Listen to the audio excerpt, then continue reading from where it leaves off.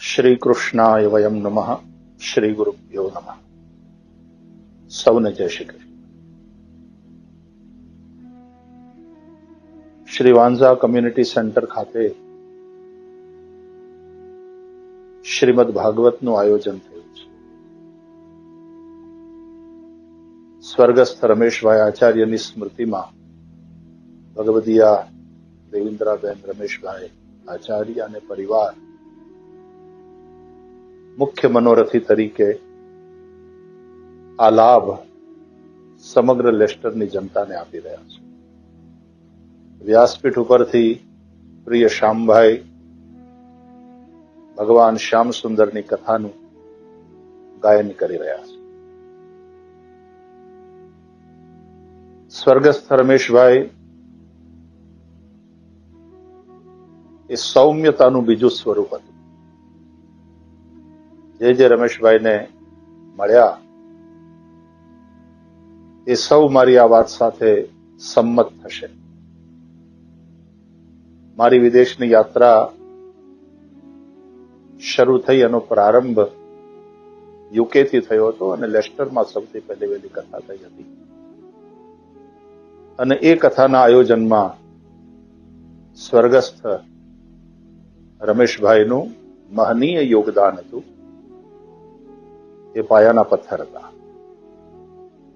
ત્યારથી લઈને આચાર્ય પરિવાર આટલા વર્ષો થયા પર્સનલી મારી સાથે અને સાંદીપની સાથે, સાંદીપનીની પ્રવૃત્તિ સાથે જોડાયેલો રહ્યો છે. સ્વર્ગસ્થ રમેશભાઈની સ્મૃતિમાં આ કથાના યજમાન બનવાનો મનોરથ થયો એટલે એમણે ફોનથી મારી પાસેથી આજ્ઞા લીધી. શ્યામભાઈના શ્રીમુખે કથા થવાની છે. એ ખૂબ આનંદની વાત છે.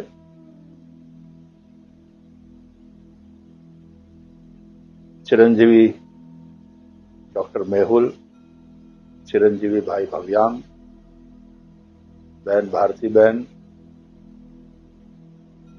બેન હેમાબેન, બેન વિભૂતિ અને સમગ્ર આચાર્ય પરિવાર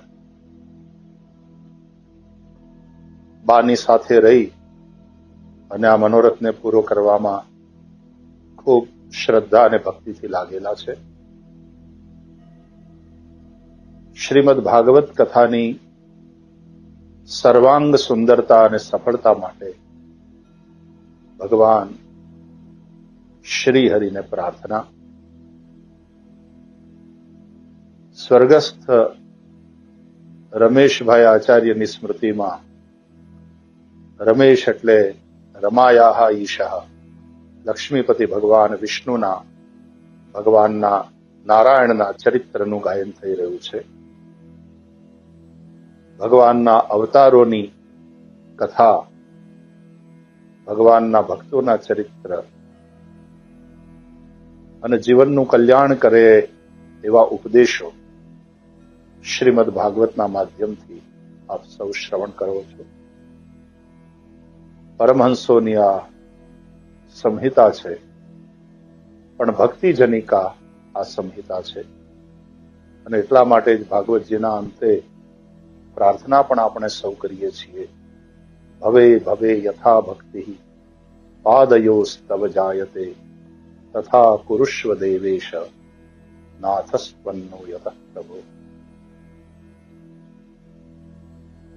સ્વર્ગસ્થ રમેશભાઈ એ આપણી વચ્ચે નથી, છતાં પણ આપણી વચ્ચે છે. એમની ગૌલોક ધામની પ્રાપ્તિ અને પરમ ગતિ માટે અને સૌ શ્રોતાઓના હૃદયમાં ભગવાનની ભક્તિ જાગૃત થાય એ માટે આ કથા છે. અને એ મનોરથ પૂર્ણ થાય એવી ભગવાન શ્રી હરિને પ્રાર્થના. આપ સૌને જય શ્રી કૃષ્ણ.